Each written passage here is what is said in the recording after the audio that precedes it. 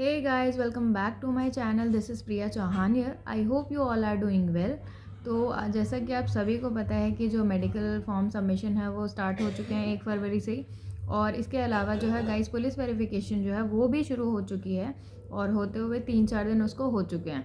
काफ़ी कैंडिडेट्स की police verification हो चुकी है और उनके साथ साथ मैं बताना चाहूँगी मेरी भी पुलिस वेरिफिकेशन अभी जस्ट 2 दिन पहले ही हुई है।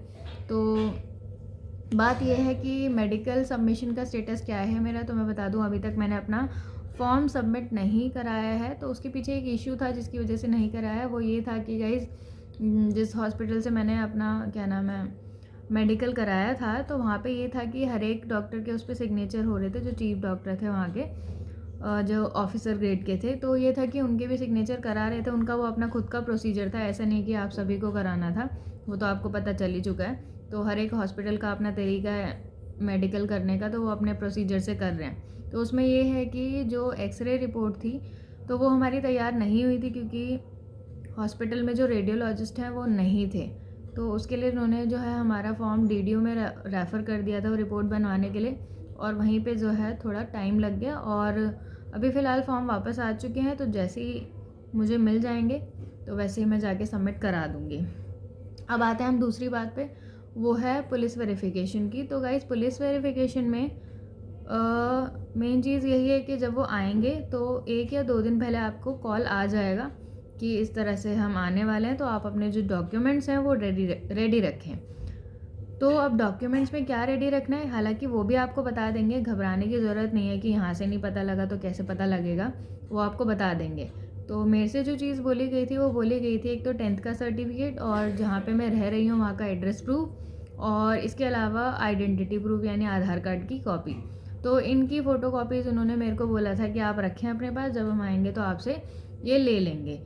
तो ये चीज़ थी। अब गाइस हुआ क्या कि जब वो आए वेरीफाई करने के लिए, तो मैंने अपनी ये चीज़ें रेडी रखी हुई थी। एक पॉइंट मैं और बोलना चाहूँगी यहाँ पे, उनके लिए जो रेंट पे रह रहे हैं, मैं अपना पहले केस बता देती हूँ क्या था। तो पहले मैं रहती थी रेंट पे, तो मैंने अपने फॉर्म में पिछले 5 सालों वाला जो कॉलम था कि पिछले 5 सालों में आप जहाँ भी रहे हैं तो वहाँ का जो है आपको एड्रेस बताना है, तो मैंने उस जगह पे वो एड्रेस दिया था। अब प्रॉब्लम ये थी कि उस एड्रेस का मेरे पास कोई प्रूफ नहीं था, क्योंकि वहाँ पे मैंने वो एड्रेस दे रखा था, तो उन्होंने वो मुझसे बोला कि आपको इसका भी कोई ना कोई प्रूफ देना पड़ेगा। तो गाइज़ मेरे पास कोई प्रूफ था नहीं, मैंने उनसे क्लियरली बोल दिया कि मेरे पास सर इस एड्रेस का कोई प्रूफ नहीं है, मैंने कोई आइडेंटिटी या कुछ भी ऐसा नहीं बनवाया है। तो हुआ ये कि फिर उन्होंने मेरे को एक सोल्यूशन वही बता दिया निकाल के कि आप एक काम करें, जहाँ पे अगर आप इस पे रहते थे तो आप जाके वहाँ पे जो लैंडलॉर्ड हैं उनसे उनके इलेक्ट्रिसिटी बिल पे ये लिखवा लीजिए कि भाई आप यहाँ पे रेंट पे रहे हैं, और उनके सिग्नेचर करवा लीजिए। तो ये चीज़ मैंने कर दी थी, और फिर उनको मैंने अगले दिन नेक्स्ट डे वो दोबारा आ गए थे लेने के लिए, तो मैंने उनको जो है वो दे दिया था, फ़ोटोकॉपी उसकी दे दी थी करवा के, और उस पर लिखवा के दे दिया था। तो उसका भी सोल्यूशन निकल गया। तो जितने भी रेंट पे रहते हैं, अगर बाई चांस आपने वहाँ का एड्रेस मतलब कहीं का भी एड्रेस भरा हुआ था उसमें, तो उसमें आपको बोला जाएगा, बोलने के बाद ही करना है। ये नहीं गाइस कि अभी आपने वीडियो में सुन लिया और आपने फिर कल से ही भागना शुरू कर दिया कि भाई चलो हमें ये भी चाहिए।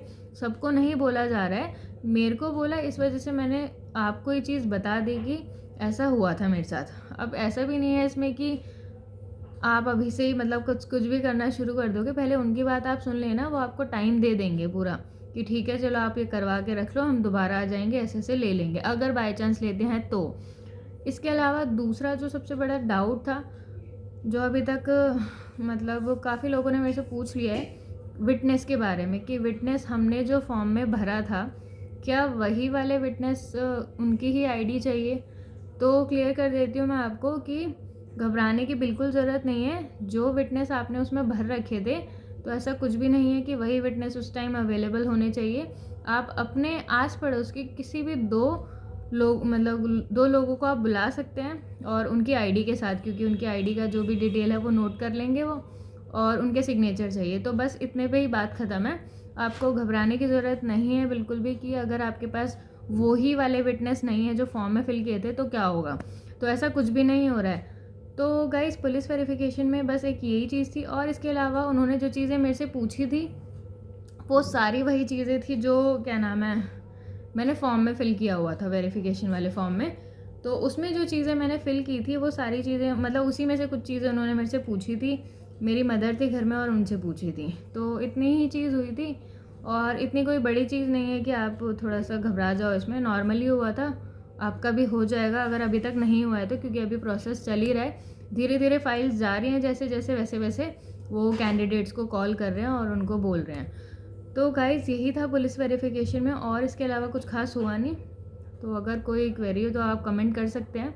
बाकी इस वीडियो में यही बताना था जो मैं क्लियर कर चुकी हूँ।